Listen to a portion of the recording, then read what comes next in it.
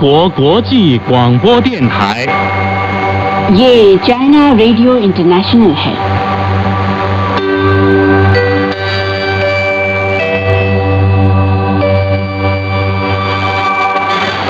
नमस्कार, ये China radio international है। अब हमारा हिंदी कार्यक्रम आरंभ होता है। आज के इस कार्यक्रम में समाचारों के बाद हमारा साप्ताहिक कार्यक्रम संडे की मस्ती प्रस्तुत किया जाएगा। अंत में होगा रोजमर्रा की चीनी भाषा। अब सुनिए आज के मुख्य समाचार। शी जिनपिंग लोगों के घरों में पुस्तक का दूसरा खंड प्रकाशित। 7 अरब युआन के कलेक्शन के साथ विश्व में पहले स्थान पर पहुंचा चीन का फिल्म बाजार। चीनी वसंत त्योहार मनाने के लिए विश्व भर में कई स्थानों पर कार्यक्रमों का आयोजन। अब आप दिव्या पांडे से सुनिए आज के पूरे समाचार।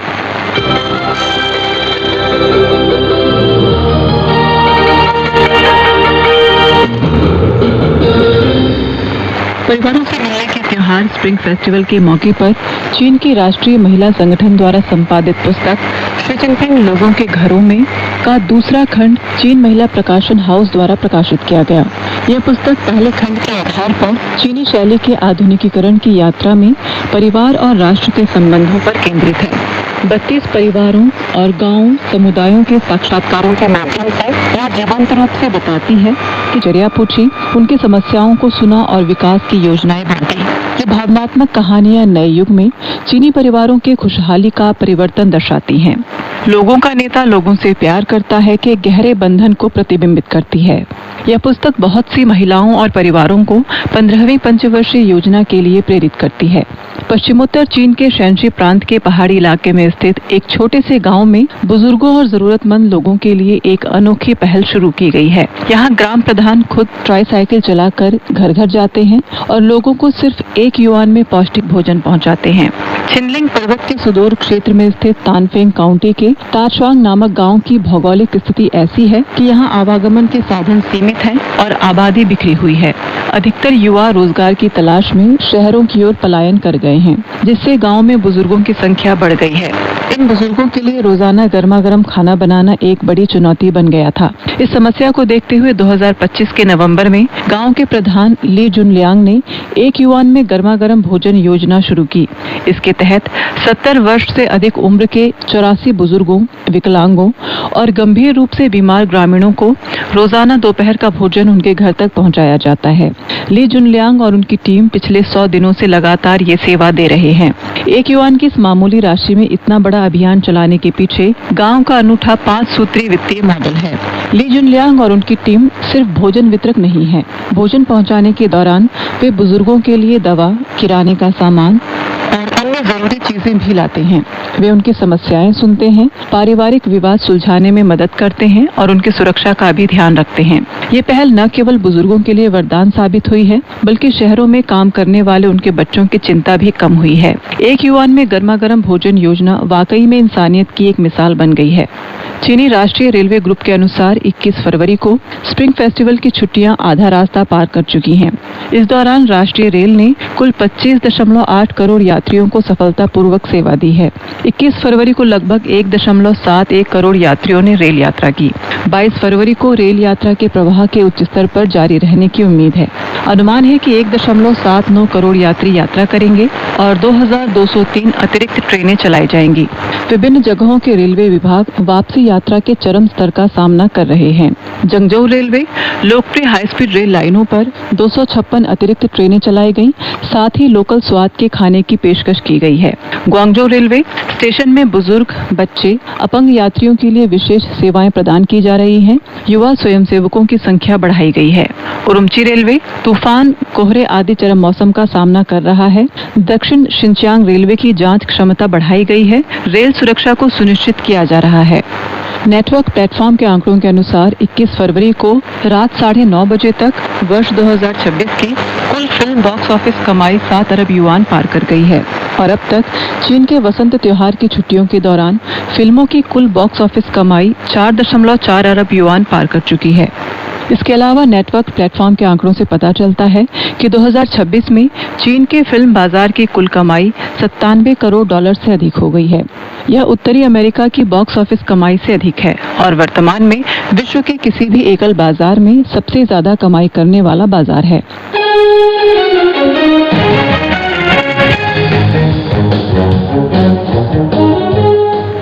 21 फरवरी को नाइजीरिया के ब्लूप्रिंट अखबार ने चीनी वसंत महोत्सव विश्व मंच पर चमक रहा है शीर्षक से एक लेख प्रकाशित किया।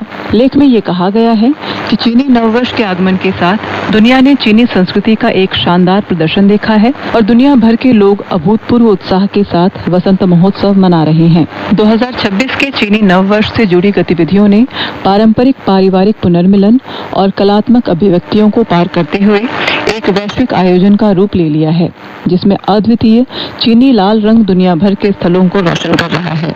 लेख में यह भी कहा गया कि वसंत उत्सव का सार विश्व भर में गूंजता है, क्योंकि ये संचार को बढ़ाने का एक और उत्कृष्ट अवसर प्रदान करता है। जैसे जैसे चीन वैश्विक मंच पर अपना प्रभाव बढ़ाना जारी रखता है, वसंत महोत्सव उसके सबसे प्रमुख सांस्कृतिक दूतों में से एक बन गया है।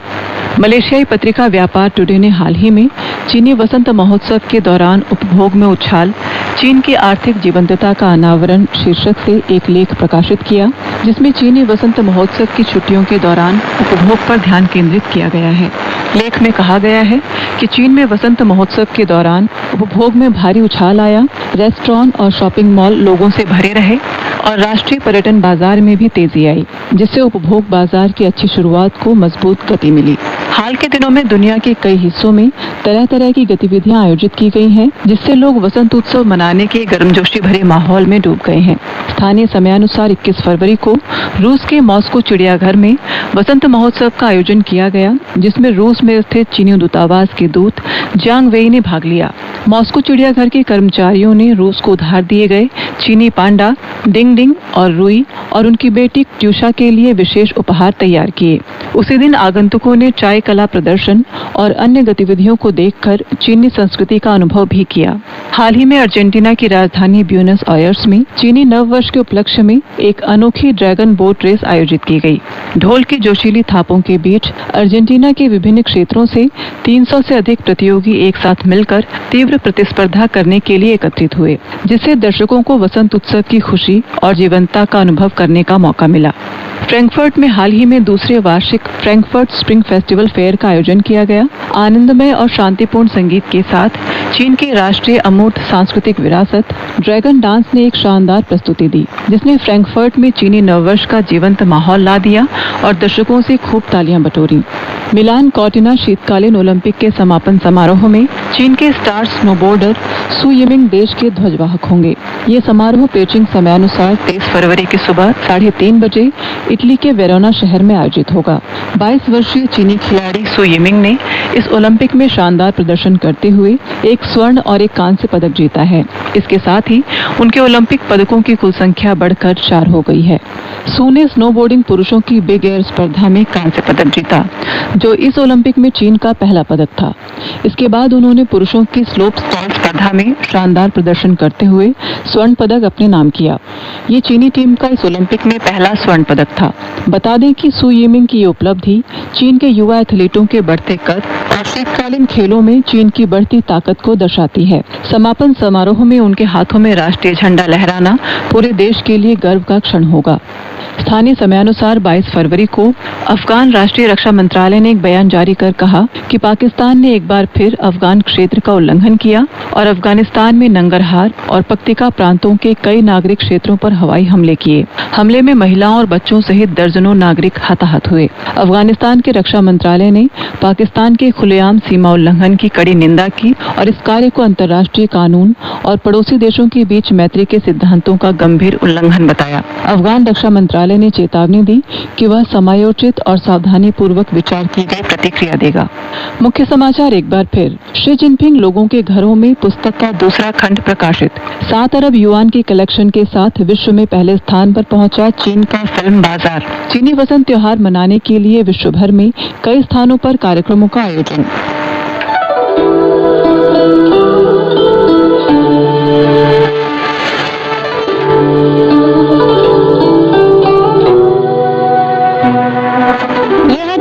रेडियो इंटरनेशनल है। आप सुन रहे हैं अपनी दोस्त और साथ लीला भट्ट के साथ चीनी कहानी कार्यक्रम।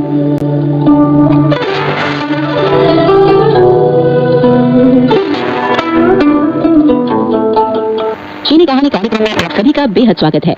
दोस्तों, चीनी कहानी कार्यक्रम के अंतर्गत हम सुन रहे हैं आलाय की रचना खोखला पहाड़, जो कि तिब्बत के पहाड़ी इलाके में बसे एक गांव की कहानी है। तो दोस्तों, कहानी के पिछले अंक में हमने सुना था कि चीनी नववर्ष आने वाला है और इस वजह से पूरे गांव में खुशी का माहौल है। सभी लोग तैयारियों में जुटे हुए हैं। वहीं दूसरी ओर सांगदन के घर का दरवाजा आज बंद है, क्योंकि सांगदन बीमार है। वह अपने बेटे से कहती है कि आज वह उसके लिए खाना नहीं बना पाएगी, लेकिन गेला वहीं अपनी माँ के पास बैठ जाता है और उससे पूछ बैठता है कि उसके दादा कैसे दिखते थे। सांगदन इस बात को सुनकर रो पड़ती है। गेला की आंखों से भी आंसू टपक रहे हैं, लेकिन उसी बीच उनके घर में बनी आ जाता है। तो दोस्तों, कहानी में आगे क्या होता है, आइए जानने के लिए सुनते हैं कहानी का शेष भाग।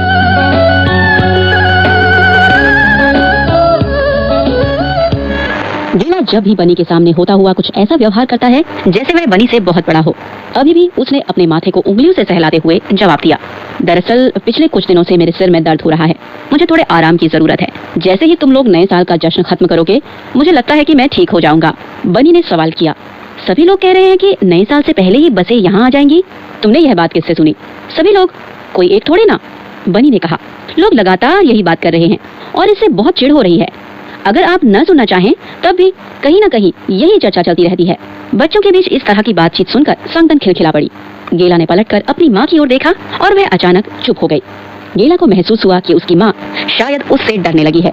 उसे यह नहीं पता कि ऐसा कब से होने लगा, लेकिन यह सोचकर उसे अच्छा लगा कि अब उसकी राय को भी माँ ने तरजीह देना शुरू कर दिया है। वैसे यह सोचकर उसे थोड़ा तकलीफ भी हुई कि उसकी माँ उससे डर रही है। अगर बसें आ भी जाती हैं तो लोग आगे क्या उम्मीद कर रहे हैं? क्या वे ये सोच रहे हैं कि ये बसें ची गांव के हर आदमी को लेकर किसी होटल में जाएंगी जहां दावत हो रही हो? गेला के इस अंदाज से बनी थोड़ा सहम गया। उसने पूछा, तो तुम इस पर नाराज क्यों हो रहे हो? गेला ने फौरन अपनी आवाज मुलायम बनाते हुए कहा, सॉरी भाई, मुझे माफ करना, लेकिन अगर बसें सचमुच आ रही हैं तो उन्हें आने दो, कोई फर्क नहीं पड़ने जा रहा है। इतना पक्का जान लो कि अगर वे बसें गांव के कुछ लोगों को शहर ले भी जाती हैं तो कोई दावत खिलाने नहीं। तुम्हें पता नहीं कि बाहर की दुनिया में क्या हो रहा है। एक दिन मैं तुम्हें लेकर चलूंगा और तुम खुद देखना कि लोग क्या कर रहे हैं। बाहर लोग सुबह से शाम तक मीटिंगें करते रहते हैं। मीटिंगों का सिलसिला तब तक चलता रहता है जब तक अंधेरा नहीं हो जाता। मीटिंग खत्म होने के बाद उनका प्रदर्शनों का कार्यक्रम चलता है और इसके बाद सब लोग अपने अपने घरों में खाना खाने चले जाते हैं। उनके पास अपने बारे में सोचने का भी समय नहीं है। इतना कहते कहते गेला की आवाज में फिर गुस्सा झलकने लगा था। बनी ने जवाब में कहा, मुझे मीटिंग पसंद नहीं है, क्योंकि इनमें बहुत सारे लोग शामिल होते हैं। डॉक्टरों का कहना है कि मुझे उन जगहों में नहीं जाना चाहिए जहाँ बहुत भीड़ भाड़ हो या शोरगुल हो, ऐसा वे मेरे दिल की हालत को देखकर कहते हैं। लेकिन तुम कैसे उन जगहों पर जाने से बच सकते हो जहाँ ज्यादा लोग हों? मैं जब अकेला होता हूँ या अपनी दादी माँ के साथ होता हूँ तो मुझे बहुत डर लगता है। डॉक्टरों का कहना है कि किसी भी समय मेरे दिल की धड़कन बंद हो सकती है। बनी की आवाज में एक दुख छिपा था। ओ बनी, मैं तो तुमसे मजाक कर रहा था। तुम जहाँ भी जाना चाहो तुम्हें जाना चाहिए। डॉक्टर क्या कहते हैं इसकी चिंता मत करो। वांगचिन बंधु और जिमे हेरलिप और दूसरे बच्चे भी चारों तरफ घूमते रहते हैं। वे कौन से बहुत अच्छे हैं, वे मुझसे डरते भी हैं। अगर वे तुम्हें कभी परेशान करे तो तुम मुझे बताना, मैं उन्हें ठीक कर दूंगा। गेला ने हंसते हुए बनी से कहा, लेकिन मेरी माँ कहती है कि तुम्हारे साथ मेरा खेलना भी उसे पसंद नहीं है। बनी ने कहा, और तुम्हारे पापा क्या कहते हैं? पापा और दादी माँ दोनों कहते हैं कि मैं तुम्हारे साथ खेल सकता हूँ। और तुम्हारे दादा लामा क्या कहते हैं? उनकी ज्यादा बात करने में दिलचस्पी नहीं है, यहाँ तक कि जब माँ और पापा के बीच लड़ाई होती है तब भी वह चुप रहते हैं। गेला हंसने लगा, लेकिन कुछ बोला नहीं। दादी और पापा ने यह भी कहा है कि हमें नए वर्ष पर तुमको और तुम्हारी माँ को अपने घर आने का निमंत्रण देना चाहिए। पापा कहते हैं कि उन्होंने तुम्हारे और तुम्हारी माँ के साथ बहुत गलत व्यवहार किया, लेकिन तुम्हारी माँ इसे पसंद नहीं करेगी। यह सच है कि वह इन सारी चीजों से खुश नहीं है, लेकिन पापा कहा करते हैं कि हमेशा औरतों की ही बात नहीं सुननी चाहिए। बनी ने गेला के कान में फुसफुसाते हुए कहा, माँ चिल्लाती रहती है और कहती है कि मेरे पापा तुम्हारी माँ को पसंद करते हैं। यह सुनकर गेला हंसी अंदर दबाते हुए खिलखिलाने लगा और कमरे के दूसरे छोर पर खड़ी सांगदन को आवाज देते हुए कहा, माँ, बनी कह रहा है कि उसके पापा तुमको पसंद करते हैं। सांगदन अपनी चिर परिचित बेवकूफाना अंदाज में हंसने लगी। वह हंसती ही जा रही थी और फिर उसने अपने एक हाथ से अपना मुंह दबाया और तब उसकी हंसी रुकी।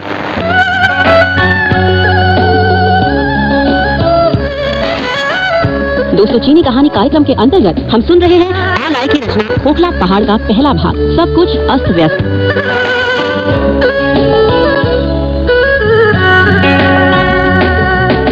बनी ने कहा, देखो अब वह खुश नहीं है।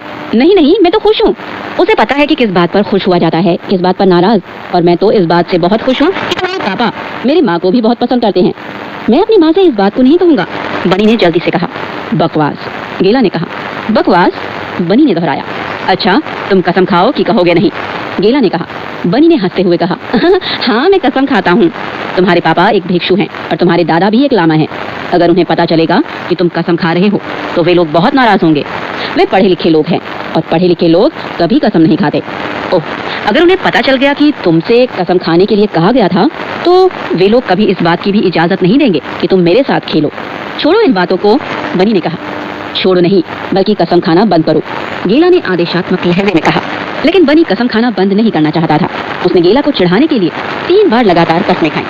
जितनी बार वह कसम खाता था वह जोश में आ जाता था और धीरे धीरे इतने जोश में आ गया कि उसके पीले गाल एकदम लाल हो गए और उसके माथे पर उभरी नीली नसें त्वचा से बाहर आने के लिए उछलने लगी। गेला को इस बात का डर लगा कि अगर यह इसी तरह उत्तेजित होता रहेगा तो इसकी नसें फट जाएंगी। वह बुरी तरह डर गया और फिर उसने चिल्लाकर कहा, बंद करो यह सब। लेकिन बनी ने उसकी बात पर बिल्कुल ध्यान नहीं दिया और उसकी आंखों से एक अजीब किस्म की चमक निकलती रही। थोड़ी ही देर में उसकी पुतलियां बिल्कुल स्थिर हो गई, लेकिन वह अभी भी पूरी ताकत के साथ कसम खा रहा था और लगातार हंसता जा रहा था। ऐसा लगता था जैसे उसकी सांस अटक रही हो। अचानक गेला उछल पड़ा। उसने पीछे से बनी को पकड़ लिया, जो अभी भी ऐसा लग रहा था जैसे किसी बाहरी आत्मा के प्रभाव में हो। उसने अपने हाथ से बनी के मुंह को दबाया। बनी ने उसकी उंगलियों को काट दिया और गेला पूरी तरह कांप गया। फिर अचानक बनी के पतले पतले पैर ढीले पड़ते गए और तब गेला ने उसे छोड़ा। थोड़ी देर तक खामोशी छाई रही और फिर अचानक सांगन की चीख सुनाई पड़ी। वह भय से कांप रही थी और उसने अपना एक हाथ अपने मुंह पर रख लिया था। तब तक गेला की निगाह बनी पर गई, जो फर्श पर पड़ा हुआ था। उसकी टांगें थरथरा रही थी और उसके हाथ दोनों तरफ डैने की तरह फैले हुए थे। उसके मुंह से सफेद झाग निकल रहा था। आंख की पुतलियां ऊपर की ओर चली गई थी और वह पूरी तरह अचेत हो गया था। गेला ने उसके ऊपर झुककर लगातार उसे होश में लाने की कोशिश की। वह उसे हिलाता रहा, चांटे लगाए और भी कई बार हिलाया। उसे चूमने लगा और फिर उसे कोसते हुए कहने लगा, बनी प्लीज उठ जाओ, ऐसा ना करो, प्लीज मरो नहीं, कम से कम हमारे घर में तो न मरो।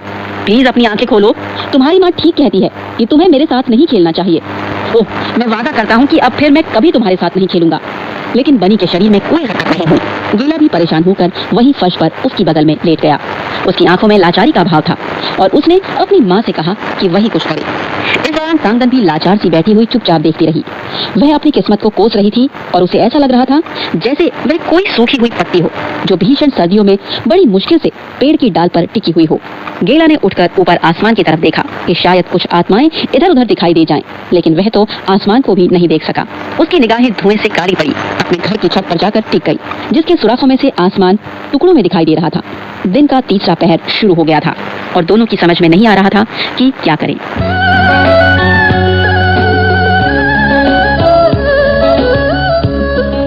आत्माएं बहुत दूर जा चुकी थी, काफी पहले। अब आज के दिन और इस जमाने में उनके लिए कहीं कोई जगह नहीं थी। ठीक उसी समय दरवाजे पर किसी ने दस्तक दी। गेला और सांगन दोनों एकदम सतर्क की मुद्रा में सीधा बैठ गए। किसी ने धक्का देकर दरवाजे को खोला और हवा का तेज झोंका अंदर आया। यह झोंका इतना तेज था कि अगर दरवाजे पर खड़ा व्यक्ति अवरोध का काम नहीं करता तो दरवाजा कुंडे में से बाहर निकल आता। दरवाजे पर खड़ी आकृति एनबो की थी। उसके चेहरे पर एक मुस्कान थी। माफ करो, क्या बनी यहाँ है? उसने पूछा। गेला और सांगन का चेहरा खुला हुआ था, लेकिन उनके मुंह से आवाज नहीं निकल रही थी। कमरे में इतना अंधेरा था कि कुछ देर तक एनबो को समझ में नहीं आया कि वहाँ कौन लोग हैं, लेकिन गेला और सांगन उसे साफ तौर पर देख सकते थे। एनबो ने फिर अपना सवाल दोहराया, क्या बनी तुम्हारे घर आया था? गेला ने अपना मुंह बंद कर लिया और फिर कुछ कहने के लिए उसने मुंह खोला, लेकिन कोई आवाज नहीं निकली। एनबो का धैर्य अब जवाब दे रहा था। उसने फिर कहा, बनी ने मुझसे कहा था कि वह गेला के साथ खेलने जा रहा है। बनी, क्या तुम यहाँ हो? अगर हो तो घर चलो, बहुत देर हो चुकी है। गेला को लगा कि उसने बनी की पतली आवाज सुनी। मैं यहाँ हूँ पापा, यहाँ। सचमुच यह बनी की आवाज थी। फिर भी गेला ने कहा, अंकल, बनी यहाँ नहीं है। एनबो ने हंसते हुए कहा, मुझे पता है कि तुम मजाक करते हो। बनी को होश आ गया था और वह खड़ा हो चुका था। गेला की बगल से गुजरता हुआ वह अपने पिता के पास गया और बोला, पापा, मैं तुम्हारे साथ घर चलना चाहता हूँ। गेला ने हकलाते हुए कहा, अंकल एनबो, अब मैं कभी बनी के साथ नहीं खेलूंगा। एनबो ने झुककर बनी को उठाया और गोद में ले लिया। दरवाजे से बाहर जाते समय धुंधलके में उन दोनों की छाया आकृति दिखाई देती रही। ऐसी कोई बात नहीं है, अगर तुम दोनों को खुशी होती है तो साथ साथ खेला करो। एनबो ने दरवाजा बंद किया और बाहर निकल गया। गेला बस बनी की बात सुनता रहा जो उसने अपने पापा से की थी। पापा, मैंने गेला भैया को बता दिया कि तुमने नए साल पर उन लोगों को घर पर बुलाया है। गेला बहुत थके हारे मन से उस कोने में गया जहाँ उसकी माँ अभी भी गठरी बनी पड़ी हुई थी। गेला ने अपना सिर अपनी माँ की गोद में रख दिया। सांगदन अपनी उंगलियों से बेटे के उलझे बालों को सुलझाती रही और दूसरे हाथ से उसके गाल पर थपकी देती रही। बाहर बर्फ गिरनी शुरू हो गई थी। काफी समय से बादलों पर वजन बढ़ता जा रहा था और लग रहा था कि जल्द ही बर्फबारी शुरू होगी। गेला ने एक लंबी सांस खींची। अब तक जिस तनाव से वह ग्रस्त था, माँ की गोद में पड़ते ही उसे राहत का एहसास हुआ। वह सो गया।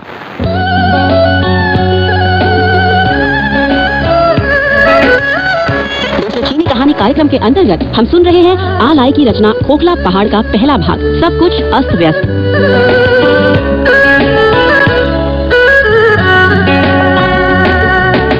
रात भर बर्फ गिरती रही। समूचा ची गांव बड़ी खामोशी के साथ बर्फ के एक मोटे कंबल के नीचे दबा रहा। किसी को यह नहीं महसूस हो रहा था कि भीषण घटनाओं के होने से पहले वाली यह रात है। उस रात और दिनों के मुकाबले, बल्कि यूं कहें कि बहुत दिनों के बाद गेला को बड़ी अच्छी नींद आई। उसे भी इस बात का तनिक भी पूर्वाभास नहीं हुआ कि आने वाले दिनों में किस तरह की मुसीबत का सामना करना पड़ेगा। खिड़की से होती हुई सुबह के सूरज की किरणें जब कमरे में घुसी, उस समय भी वह बड़े आराम के साथ सो रहा था। सूरज की रोशनी से भी उसकी नींद में कोई खलल नहीं पड़ रही थी। थोड़ी देर बाद अचानक स्कूल से आ रही घंटी बजने की वजह से वह चौंक कर जागा। चारों तरफ बर्फ की मोटी परत पड़ी हुई थी और जैसा कि बर्फबारी के बाद देखा जाता है, हवा बहुत साफ सुथरी लग रही थी। घंटी बजने की आवाज से उसे एक झटका लगा। कमरे में अंगीठी से उठ रही आंच हल्की तो नहीं हुई थी, लेकिन उसमें से आवाज निकल रही थी जो अक्सर आग द्वारा ऑक्सीजन खींचने से पैदा होती है। ची गांव के लोग इस तरह की आवाज से अच्छी तरह परिचित हैं। उन्होंने इसका एक नाम भी दिया है, आग की हंसी। जब आग अच्छी तरह जल रही हो तो एक खास समय के बाद लपटों में से ऐसी आवाज आने लगती है जैसे कोई वयस्क व्यक्ति हंस रहा हो। गांव के लोगों ने हमेशा आग की हंसी को एक शुभ शगुन माना है। गेला बिस्तर से उठा और दरवाजे की तरफ दौड़ता हुआ गया। बाहर निकलने के बाद उसने सफेद चमकती भुरभुरी बर्फ में अपना चेहरा डुबो दिया। उसके चेहरे की छाप बर्फ पर पड़ गई और उसने महसूस किया कि चेहरा कितना गंदा हो गया है। उसने हंसते हुए मुट्ठी में बर्फ को लिया और चेहरे, गर्दन तथा हाथों पर मलने लगा। जब उसने बर्फ को उठाया था तो वह एकदम सफेद और मुलायम थी, लेकिन शरीर पर मलने के बाद जब वह पिघली तो उसका रंग कालापन लिए हो गया। उसने अपने चेहरे को बर्फ से मलकर चमका दिया था और तभी स्कूल की घंटी दोबारा बजने लगी। अजीब सी बात है, ये घंटी कौन बजा रहा है? स्कूल तो छुट्टियों के लिए कब का बंद हो चुका है, उसने मन ही मन कहा। गांव के लोगों ने भी खिड़कियों से सिर निकालकर इधर उधर देखना शुरू किया कि क्या सचमुच घंटी की ये आवाज है। इसके बाद लोगों के मकानों के दरवाजे एक एक कर खुलने लगे। पता चला कि ची गांव में तैनात जन मिलिशिया के प्लाटून का नेता सुओ को घंटी बजा रहा था। गेला को बेहद हैरानी हुई और उसने सोचा कि वह कहे कि अगर तुम जन मिलिशिया के प्लाटून लीडर हो तो इसका कोई मतलब नहीं हुआ, तुम्हें तो एक प्राइमरी स्कूल का टीचर होना चाहिए। सुओ ने देखा कि गांव के लोग सतर्क हो गए हैं और यही वह चाहता था। वह चौक पर आ गया था और उसके चारों तरफ छोटे बच्चों का एक समूह उसे घेर कर खड़ा था। वह चौक के बीचों बीच आया और फिर उसने ऐलान किया, आप सब लोगों के लिए मेरे पास एक अच्छी खबर है। अभी अभी कम्यून से टेलीफोन आया है और बताया गया है कि बसें आज यहाँ पहुँच रही हैं। बच्चों ने शोरगुल शुरू किया और फिर दौड़ते हुए चारों तरफ बिखर गए। बेशक गेला और बनी ने बच्चों का इसमें साथ नहीं दिया। आधे घंटे के अंदर समूचा गांव चौक के पास इकट्ठा हो गया। गांव में प्रवेश का जो रास्ता था उसकी शुरुआत में ही बलि देने के लिए एक वेदी बनाई गई थी जिसे सुओ वेसांग ने बनवाया था। लेकिन अब क्योंकि नई सड़क बनने के बाद गाड़ियों के लिए रास्ता तैयार करना था, इसलिए उस वेदी को नष्ट कर दिया गया था और सड़क के बराबर बना दिया गया था। रात की गिरी हुई बर्फ गांव वालों के पैरों से दबकर चरचर की आवाज कर रही थी, लेकिन जैसे जैसे सूरज की रोशनी तेज हो रही थी, बर्फ भी पिघलने लगी थी। पेड़ों की शाखाओं पर काफी बर्फ जमी हुई थी और दिन चढ़ने के साथ वह भी पिघलकर जमीन पर गिर रही थी। लोग हाथ बांधे चौक में खड़े थे और बहती हुई बर्फ उनके जूतों के तलवों को गीला कर रही थी। सफेद बर्फ पिघलने के बाद किसी छोटी पतली नदी से निकली शाखा की तरह बह रही थी, लेकिन इसका रंग काफी गंदा हो चुका था। लोग दोपहर तक वहां खड़े रहे, लेकिन बसों का दूर दूर तक कहीं कोई नामो निशान नहीं था। धीरे धीरे लोग वापस अपने घरों की ओर जाने लगे। गेला भी आहिस्ता कदमों से बनी को साथ लेकर घर की तरफ लौटा। बनी बेहद परेशान लग रहा था। भैया गेला, ऐसा लगता है कि बसें तो आने से रही, क्या तुम्हें ऐसा नहीं लगता? अगर वे नहीं आ रही हैं तो नहीं आ रही हैं, गेला ने जवाब दिया। अक्सर ऐसे मौकों पर और खास तौर पर जब बनी उसके साथ रहता है तो गेला इस तरह बातें करता है जैसे वह कोई बहुत बड़ा आदमी हो। मुझे चिंता नहीं है कि बसें नहीं आएंगी, बनी ने कहा। क्यों? मुझे नहीं पता, लेकिन मुझे तो इस बात से चिंता हो रही है, गेला ने ठहाका लगाते हुए किसी बड़े आदमी के अंदाज में कहा। अगर बसें नहीं आती हैं तो तुम्हें बहुत परेशान होने की जरूरत नहीं है। अगर आ जाती हैं तो भी हमारी और तुम्हारी जिंदगी में कोई फर्क पड़ने नहीं जा रहा है। बनी ने कोई जवाब नहीं दिया। क्या सचमुच तुम सोचते हो कि बसें हमारे लिए मुफ्त में खाने के लिए कोई सामान लेकर आएंगी, या ढेर सारा पैसा और न जाने क्या क्या? दोनों बच्चे अलग अलग रास्तों से होते हुए अपने घर चले गए। उस समय तक गेला को शायद ही इस बात का एहसास रहा हो कि वह पटाखे वाली घटना के बाद बनी को आखिरी बार देख रहा है। इसके बाद के कई वर्षों तक वह अक्सर सोचता रहा कि उस दिन कैसे वह बनी से अलग हुआ था और कैसे दोनों में से किसी को भी इस बात का आभास नहीं था कि कोई भयंकर घटना घटित होने वाली है। दोपहर होते होते दोनों अलग हुए थे और उस समय तक जमीन पर पड़ी सारी बर्फ पिघल चुकी थी। ताजे जल की खुशबू हवा में फैल रही थी और सूरज की रोशनी का तीखापन थोड़ा कम हो गया था। कुछ कदम चलने के बाद बनी पीछे मुड़ा और गेला को इंगित करते हुए उसने कहा, अगर बसें आती हैं और मुझे पता नहीं चलता है तो प्लीज मुझे आकर जरूर बता देना। गेला ने हाथ हिलाकर अपने इस छोटे दोस्त को वादा किया और कहा, तुम जल्दी घर जाओ, जैसे ही बसें आएंगी मैं तुम्हें खबर कर दूंगा। तो दोस्तों, अगले अंक में फिर होगी आपसे मुलाकात इस कहानी के शेष भाग के साथ। तब तक स्वस्थ रहिए, मुस्कुराते रहिए, रखिए अपना ध्यान और दीजिए अपनी दोस्त और होस्ट लीला भट्ट को इजाजत। नमस्कार, बाय बाय, जय हिंद।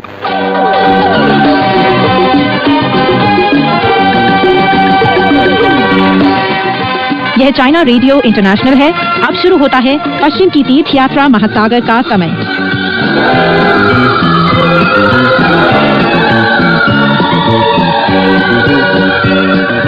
नमस्कार दोस्तों, पश्चिम की तीर्थ यात्रा सुप्रसिद्ध चीनी उपन्यास लेकर हाजिर हूँ मैं ट्री शर्मा। आज की कहानी इस प्रकार है। दोस्तों, अब तक आपने कहानी में सुना कि टांगे टूट जाने का नाटक करता ताओपंथी का भेष धरे हुए वह रास्ते के किनारे पड़ा हुआ चिल्ला रहा था, बचाओ बचाओ। ठीक उसी समय वानर और भिक्षु रितात्मा की मदद से आनंद पूर्वक घूमता हुआ सांचांग वहीं से निकल रहा था। तब वह कहने लगा कि ऐसे निर्जन प्रदेश में कौन चीख रहा है, जरूर कोई बाघों, तेंदुओं या भेड़ियों से डरा हुआ व्यक्ति होगा। चलिए दोस्तों, कहानी को आगे बढ़ाते हैं और सुनते हैं कहानी में आगे क्या हुआ। घोड़े की लगाम कसते हुए वह ऊंचे सुर में पूछने लगा, मुसीबत के मारे तुम कौन हो भाई, बाहर निकल आओ। दानव वहाँ उग रही घास के नीचे से रेंगता हुआ बाहर आ गया और चीखते कराहते हुए थांग भिक्षु को दंडवत प्रणाम करने लगा। जब थांग भिक्षु ने इतने ज्यादा बूढ़े ताओपंथी पुजारी को देखा तो वह बहुत परेशान हो गया। वह तुरंत ही घोड़े से नीचे गिर गया और अपने पांव पर खड़े हो जाने की प्रार्थना करने लगा उस वृद्ध से। दानव बोला, बहुत दर्द हो रहा है, बहुत ही ज्यादा दर्द हो रहा है मुझे। थांग भिक्षु ने अपनी पकड़ ढीली करके नीचे देखा। उसने उस बूढ़े के पांव से खून बहता दिखा। स्तंभित होकर सांचांग ने पूछा, श्रीमान आप कहाँ से आ रहे हैं, आपके पांव पर इस तरह चोट कैसे लग गई? दानव झूठ बोला, पितृदेव, इस पर्वत के पश्चिम में एक पवित्र शांत ताओपंथी देवालय है, मैं तो वहाँ का पुजारी हूँ। सांचांग ने पूछा, आप धूप जलाकर और धर्म ग्रंथ का पाठ और विधि विधान करने की जगह यहाँ घूमते फिरते क्या कर रहे थे? कुछ दिन पहले इस पर्वत के दक्षिण में रहने वाले एक उपकारी सज्जन ने अपने जन्म ग्रह की शांति के लिए प्रार्थना करने और दैवी आशीर्वाद प्राप्ति का अनुष्ठान करने के लिए हम सभी साधुओं को बुलाया था। मैं अपने शिष्य के साथ करीब आधा रास्ता पार कर चुका था। हमें पहले ही देर हो गई थी। तभी तक हिंसक गहरी चिट्टियों वाला बाघ मेरे शिष्य को उठा ले गया। डर से कांपता थरथराता मैं किसी तरह रास्ते पर पांव घसीटता चला जा रहा था। उस समय मुझे पता ही नहीं था कि मुझे जाना कहाँ है। तभी पर्वत पर लुढ़क रहे छोटे शिलाखंडों की राशि पर मैं अपना संतुलन खो बैठा और मेरा पांव घायल हो गया। अब मैं अपना रास्ता भूल गया हूँ। देव को अनेक धन्यवाद कि आज आप मिल गए। आपसे रक्षा की प्रार्थना करता हूँ। मुझे मंदिर वापस जाने का रास्ता मिल जाए तो आपकी इस कृपा के बदले मैं आपका दास बनने को भी तैयार हूँ। उसके जाल से भ्रमित सांचांग ने जवाब दिया, श्रीमान आपकी और मेरी दोनों की एक ही नियति है। मैं एक बौद्ध भिक्षु हूँ, आप ताओपंथी पुजारी हैं। अलग अलग कपड़े पहनने पर भी हम समान सिद्धांतों के अनुसार ही अपनी आचरण शुद्धि किया करते हैं। अगर मैं आपकी मदद न करूँ तो मैं सच्चा भिक्षु नहीं होऊंगा, लेकिन आपकी मदद करने पर भी आप चल तो नहीं पाएंगे। दानव ने जवाब दिया, चलना तो दूर, मैं तो खड़ा भी नहीं हो पा रहा हूँ। सांचांग ने कहा, आप उसकी चिंता बिल्कुल मत कीजिए, मैं पैदल चल सकता हूँ। आप कुछ देर मेरे घोड़े पर बैठ जाइए, मंदिर पहुँचकर घोड़ा लौटा दीजिएगा। दानव ने मना करते हुए बोला, आप जरूर ही बहुत ही बड़े दिल वाले हैं, लेकिन मेरी जांघ पर घाव है, मैं घोड़े पर नहीं बैठ सकूंगा। सांचांग बोला, आप ठीक कह रहे हैं। यह कहकर उसने भिक्षु रितात्मा को सामान घोड़े पर रखकर उस पुजारी को अपने कंधे पर लाद लेने का आदेश दिया। भिक्षु रितात्मा इसके लिए मान गया, लेकिन दानव घूमकर भिक्षु रितात्मा को ध्यान से देखने लगा। वह बोला, पितृदेव, मैं उस बाघ से बहुत डर गया था, लेकिन इस भयानक भिक्षु से तो मुझे और भी ज्यादा डर लग रहा है। अगर इसने मुझे लादा तो मैं और भी ज्यादा डर जाऊंगा। सांचांग वानर से बोला, ओकोंग, तुम उन्हें ले चलो। वानर ने कहा, जरूर ले चलूंगा। दानव वानर को पहचान गया और बिना कुछ कहे उसके द्वारा उठाए जाने को राजी हो गया। भिक्षुरेतात्मा मन ही मन खुश हो गया और कह रहा था, इस बूढ़े ताऊपंथी को पता ही नहीं किसके साथ जाने को तैयार हो गया है। जरा सोचो तो, इसने मुझे मना कर दिया और वानर को मेरी जगह पसंद कर लिया। अगर गुरुदेव न होते तो वानर इसकी किसी चट्टान से गिराकर नसें ही तोड़ देता। दानव को अपने कंधे पर बैठाए वानर भी आनंद मग्न हो बुदबुदाता जा रहा था, नीच दानव, तूने किस बूते पर मुझे लुभाने का दुस्साहस किया है? क्या तू मुझे निरा अबोध बालक समझता है? तेरे नाटक से गुरुदेव भले ही पागल बन जाएं, लेकिन मैं मूर्ख नहीं बनूंगा। मैं तुझे साफ साफ पहचान गया हूँ। तू जरूर इस पर्वत का पिशाच है। मेरे ख्याल से तू ही गुरुदेव को खाना चाहता है, लेकिन ये कोई आम व्यक्ति नहीं है जिन्हें तू खा सके। दूसरी बात, अगर तू उन्हें खाना चाहता है तो पहले मुझको आधा भाग समर्पित करना पड़ेगा। वानर की बड़बड़ाहट सुनकर दानव कहने लगा, मैं एक भद्र परिवार का साधु हूँ, जिसके आज दुर्भाग्य से एक भाग से मिलना हो गया। मैं कोई दुष्ट आत्मा नहीं हूँ। वानर ने पूछा, अगर आप उस बाघ से डर गए थे तो आपने किसी मंत्र का जाप क्यों नहीं कर लिया? घोड़े पर चल रहे सांचांग ने वानर की बड़बड़ाहट सुन ली। उसने वानर को डांटा, उद्धत ने पुच्छ वानर, 7 खंड का एक चैत्य बनवाने की अपेक्षा एक जीव की रक्षा करना कहीं ज्यादा अच्छा होता है। जब तू इनको कंधे पर बैठा कर लिए जा रहा है तो चुपचाप चलता रहे। फालतू की बकवास या फिर किसी भी तरह के मंत्र की चर्चा करना बंद कर। वानर ने कहा, अभागे सत्यानाशी, तू बड़ा सा भाग्यशाली है। दयालु और धर्मनिष्ठ होने पर भी मेरे गुरुदेव अपने दयालु व्यवहार के पीछे कितने कठोर स्वभाव वाले भी हैं। अगर मैंने तुझे न लादा होता तो वे मुझसे नाराज हो जाएंगे। मैं अपना पड़ गया है तो लाद ही लूंगा तुझे, लेकिन उससे पहले तुझको एक बात बता देता हूँ। अगर तुझे मल या मूत्र त्यागने की जरूरत हो तो पहले ही मुझे बता देना, पता चले कि पेट पर बैठे बैठे ही कर दे। अगर मेरे कपड़े गंदे हो गए तो उन्हें धोने वाला कहाँ मिलेगा? दानव ने जवाब दिया, इतने से बात समझने योग्य तो मेरे आयु हो ही गई है। आखिरकार वानर उस दानव को पीठ पर लाद कर और थांग भिक्षु और भिक्षुरेतात्मा के साथ तेज गति से पश्चिम दिशा में बढ़ चला। जब पर्वतीय रास्ता और भी ज्यादा मुश्किल हो गया तो उसने थांग भिक्षु को तो आगे चले जाने दिया और खुद धीरे धीरे सावधानी पूर्वक चलने लग गया। 2 कोस चलने के पहले ही गुरुदेव और भिक्षुरेतात्मा के गर्त में वानर की नजर से ओझल हो गए। वह मन ही मन बड़बड़ाने लग गया, इतनी उम्र हो जाने पर भी गुरुदेव को ये मालूम नहीं पता कि कोई भी काम किस तरह करना चाहिए। खाली हाथ होने पर भी इतनी लंबी यात्रा में मैं खुद पर सारा बोझ लदा हुआ महसूस करता हूँ। काश मैंने इस दानव को कहीं चूर चूर कर दिया होता, लेकिन अब तो मैं इसे पीठ पर लाद कर ले जाने के लिए मजबूर हूँ। अगर ये दानव न होकर कोई सत्पुरुष भी होता तब भी इस उम्र में तो इसको मर ही जाना चाहिए था। मैं इसे क्यों ढूंढूं? मैं इसको कहीं ऊपर से पटक कर मार डालूंगा। दानव भांप गया कि महान मनीषी ने उसे मार डालने का तय कर लिया है, इसलिए उसने अपनी पर्वत स्थानांतरण शक्ति का इस्तेमाल कर पर्वत गतिमान सागर उद्धर्तन इंद्रजाल की सृष्टि कर वानर की पीठ पर लदे लदे ही शुरू कर दिया। उसने मंत्र पढ़कर सुमेरु पर्वत को हवा में उड़ाकर वहां बुलवा लिया और वानर के सिर पर पटक दिया। महान मनीषी को जरा सा भी सिर में कुछ महसूस नहीं हुआ, जिससे वह पर्वत उसके बाएं कंधे पर जम गया। वानर कहने लगा, बच्चे जरा ये तो बता कि तूने कौन से जादू से खुद को इतना भारी बना लिया है? तू मुझे दबाए चला जा रहा है। मुझे भार की तो कोई चिंता नहीं है, लेकिन अनुचित रूप से की गई भारवाही बांस की व्यवस्था समुचित रूप से संतुलित बांस की अपेक्षा ज्यादा कष्टकर होती है। ये सोचकर कि बिल्कुल इस वानर को दबाने के लिए केवल एक पर्वत ही काफी नहीं है, दानव ने एक और मंत्र पढ़कर अमेय पर्वत को वायु के रास्ते से वहां लाकर वानर के सिर पर उसे टकरा देने की कोशिश की।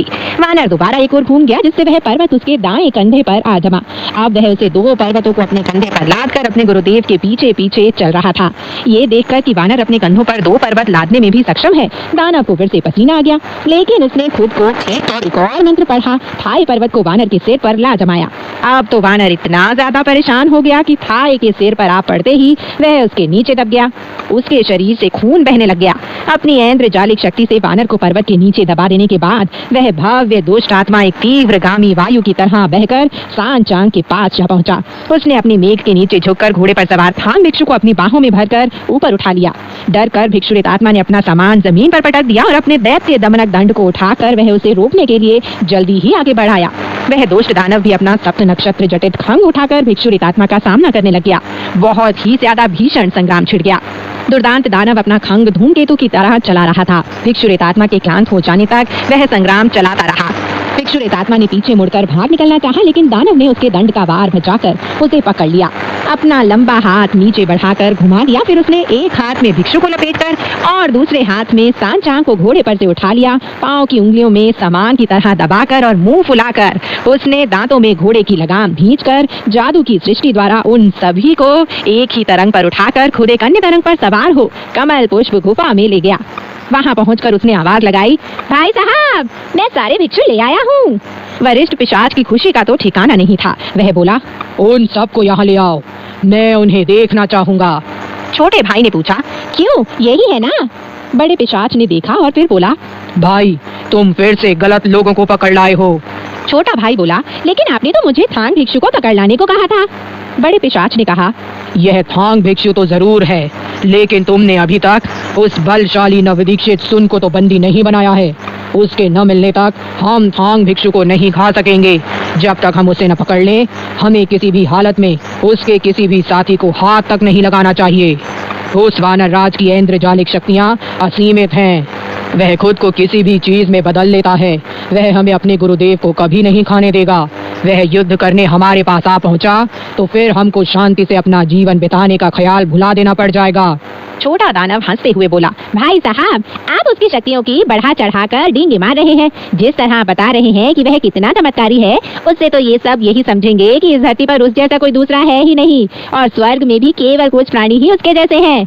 पर मैंने उसे जितना देखा है, मुझे तो उसमें कोई अद्भुत विशेषता नजर नहीं आई। उसमें तो कोई जादुई शक्तियाँ है ही नहीं। बड़े पिशाच ने पूछा, क्या तुमने उसे पकड़ लिया है? छोटे दानव ने जवाब दिया, अब वह इंच भर भी इधर उधर हिलडुल नहीं सकता। मैंने उसके शरीर पर जो 3 पर्वत लटका दिए थे, वह उन्हीं के नीचे दबा पड़ा है। पर्वत ला पटकने के बाद ही तो मैं थांग भिक्षु रेतात्मा इस घोड़े को और उनका सारा सामान इकट्ठा कर यहाँ ले आया हूँ। इस समाचार से तो वह बूढ़ा पिशाच बहुत ही ज्यादा खुश हो उठा और बोला, कैसा सौभाग्य है यह भी। अब जबकि तुमने उस नीच सुन को हरा दिया है, तो यह थांग भिक्षु तो अब हमारे मुंह का खाना बनेगा ही बनेगा, समझो। यह कहकर उस बूढ़े पिशाच ने छोटे दानवों को आदेश दिया, तुम मदिरा लेकर छोटे दानवराज को उनकी सफलता के उपलक्ष्य में दे दो। छोटा पिशाच बोला, जी नहीं, अभी मैं मदिरा पान नहीं करूँगा। आप इन छोटे पिशाचों को शुकर को जलाशय से बाहर निकालकर ऊपर लटका देने की आज्ञा दे दें। शुकर को गुफा के पूर्वी भाग में और भिक्षु रेतात्मा को पश्चिमी भाग में लटका दिया गया। थांग भिक्षु उन दोनों के बीच लटकाए गए। सफेद घोड़े को अश्वशाला में भिजवा दिया गया और सारा सामान भंडार में रख दिया गया। बड़ा दानव हंसते हुए बोला, भाई, सच में तुम्हारी शक्ति महान है। तुमने इन तीनों भिक्षुओं को 2-2 बार पकड़ लिया है। तुमने वानर को पर्वतों के नीचे दबा दिया है, फिर भी उसे हमारे भोजन पात्रों तक ले आने के लिए तुम्हें कुछ विशेष तरह के इंद्रजाल की जरूरत होगी। वह दिन सचमुच ही यादगार होगा जिस दिन हम उसे अपने भोजन पात्र में डालने में समर्थ हो जाएंगे। छोटा पिशाच बोला, भाई साहब, आप निश्चिंत रहें। बिना अपनी छोटी उंगली उठाए ही मैं उस वानर को पकड़कर यहाँ ले आ सकता हूँ। मुझे उसको यहाँ लाने के लिए केवल 2 छोटे पिशाचों को अपनी 2 निधियाँ लेकर वहाँ भिजवाना पड़ेगा। निधियाँ? कौन सी निधियाँ? मेरा सुनहरा लाल तुम्बा और आपका मेष मांस वर्णी जेठ बात। वरिष्ठ दानव ने वे दोनों निधियाँ ले आने को कहा और उन्हें छोटे पिशाच को देकर उससे जानना चाहा कि वह किन 2 छोटे पिशाचों को वहाँ भेजना चाहता था। छोटा पिशाच बोला, आप चतुर्भुज और दक्ष पशु को भिजवा दीजिए। फिर उसने उन दोनों को आदेश दिया, तुम ये दोनों निधियाँ लेकर सीधे उस ऊंचे पर्वत के शिखर पर चले जाओ और फिर तुम इन्हें उल्टा रखकर सुन को आवाज देना। अगर उसने जवाब दे दिया तो वह सीधा इनके अंदर चला आएगा। तब तुम उन पर इस नाम पत्र को चिपका देना जिस पर लिखा हुआ है, परम पिता लाओ अधिनियमों और अध्यादेशों के अनुसार तुरंत ही कार्यवाही किए जाने के लिए। 3.5 घंटे में वह केवल मवाद बनकर रह जाएगा। उसे दंडवत प्रणाम कर दोनों छोटे पिशाच वे निधियाँ लेकर वानर को पकड़ने के लिए चल पड़े। 3 पहाड़ों के नीचे दबा पड़ा महान मनीषी अपने कष्ट से भी पवित्र भिक्षु सांचां के बारे में ही सोच रहा था। उसने गुहार लगाई, गुरुदेव, मुझे याद आ रहा है कि आपने किस तरह विसीम पर्वत पर चिपका मंत्र युक्त कागज उखाड़कर उस दारुण मानसिक क्लेश से मेरा उद्धार किया था और बौद्ध धर्म की दीक्षा दी थी। बोधिसत्व ने मुझे आपके साथ रहकर आपके सुख दुख का सहभोक्ता बन आपके दृश्यमान रूप और ज्ञान का लाभ उठाते रहकर निरंतर अपनी आचरण शुद्धि करते रहने का आदेश दिया था। हाँ देव, मैंने तो कभी सोचा भी नहीं था कि मुझे कभी दानवों के ऐसे उत्पात का सामना करना पड़ जाएगा और मैं इस तरह पर्वतों के तले कुचल दिया जाऊंगा। हे भगवान, अब अगर मैं मर जाऊं तो वही मेरे लिए सही होगा, लेकिन मुझे भिक्षु रेतात्मा शुकर और उस नन्हे ड्रैगन के लिए जिसको घोड़ा बना दिया है बहुत दुख हो रहा है। सच में ऊंचा बड़ा वृक्ष करता आमंत्रित पवन को, वही पवन बाद में हिला देता वृक्ष है। दौड़ेगा जो भी यश के पीछे सदा, होगा नष्ट द्वारा यह भी सुनिश्चित, होगा नष्ट यश द्वारा यह भी सुनिश्चित। तो दोस्तों, आज की कहानी यहीं तक। आगे की कहानी लेकर मैं मैत्री शर्मा फिर हाजिर होंगी। तब तक के लिए नमस्कार, बाय बाय।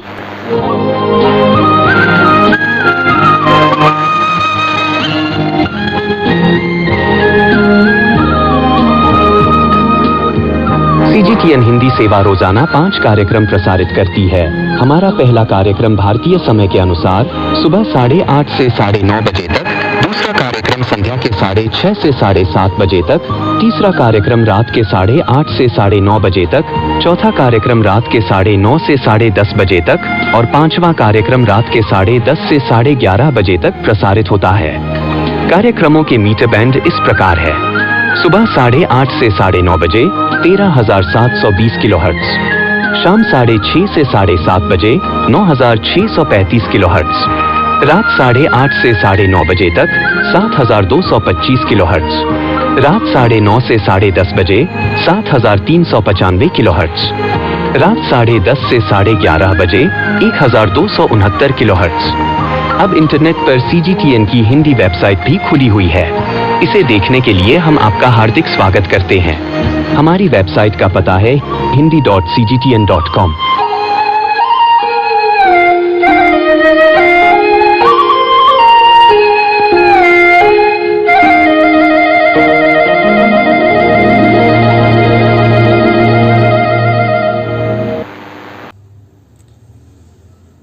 जी हाँ दोस्तों, आज है 23 फरवरी 2026, सोमवार का दिन है। अभी आपने चाइना रेडियो इंटरनेशनल हिंदी का प्रोग्राम सुना, जो कि कल शाम को प्रसारित किया जाता है। उसी का प्रसारण सुबह वापस होता है। तो जो आपने 22 फरवरी यानी कि कल को शाम जो प्रसारण सुना, शाम को या रात को 4 बार प्रसारित किया जाता है, वही प्रोग्राम आप आज सुबह एक बार सुन सकते हैं। 8:30 से 9:30 बजे तक 15,350 और 11,700 किलोहर्ट्ज शॉर्टवेव पर। तो दोस्तों, वीडियो आपको पसंद आया, लाइक और शेयर ज़रूर कीजिए। और इस तरह के वीडियो देखने को आपको चैनल पर बहुत ही कम मिलेंगे, यूट्यूब पर बहुत कम मिलते हैं। तो दोस्तों, अगर आपको इस तरह के वीडियो देखना सुनना पसंद है तो चैनल को सब्सक्राइब ज़रूर कर लीजिए। सब्सक्राइब करने में बहुत से लोग वीडियो देख लेते हैं, लेकिन उन्हें ध्यान नहीं रहता और कुछ एक देखने के बाद, पूरा वीडियो देखने के बाद भी सब्सक्राइब नहीं करते हैं। तो आपको एक बार फिर से मैं बता देता हूँ कि वीडियो पसंद आया है तो लाइक शेयर कीजिए और उसके साथ साथ चैनल को सब्सक्राइब ज़रूर कर लीजिए। चैनल को सब्सक्राइब करने से हमारी आने वाली वीडियो की जानकारी आपको तुरंत मिलती रहेगी। और इस तरह के वीडियो आपको यूट्यूब पर बहुत कम मिलेंगे। तो यदि आपको पसंद है तो चैनल को सब्सक्राइब ज़रूर कर ले। आपकी बहुत बहुत बड़ी कृपा होगी, क्योंकि रेडियो क्रांति जो वापस से मैं भारत में लाने वाला एक छोटा सा प्रयास कर रहा हूँ, उसमें आप अपना सहयोग दीजिए और अपने सहयोग के द्वारा ही ये बस इसको आगे बढ़ाया जा सकता है। शॉर्ट वेव रेडियो पे, जैसे आपको पता ही है, भारत में सभी चैनल शॉर्ट वेव रेडियो पर ख़त्म होते जा रहे हैं। एकमात्र जो हिंदी चैनल बचा हुआ है वो चाइना रेडियो इंटरनेशनल, बड़ी मुश्किलों से बस एक ही जो कि ऐसा चैनल बचा है जिसे अब आप सुन सकते हैं। और बाकी हिंदी जो प्रोग्राम आते हैं, कुछ एक आते हैं, लेकिन उनके समय बहुत ही कम है और उनके लिए भी मैं विशेष अलग अलग वीडियो बना के आपको जानकारी देता रहता हूं। और इस तरह की जानकारी आपको आगे भी मिलती रहेंगी। तो वीडियो को लाइक और शेयर ज़रूर कीजिए और चैनल को सब्सक्राइब ज़रूर कीजिए। और वीडियो पसंद आया है ये मुझे भी पता है और आपको भी पता है। और वीडियो देखने के लिए आपका बहुत धन्यवाद। आगे भी आपको ऐसे ही वीडियो मिलते रहेंगे।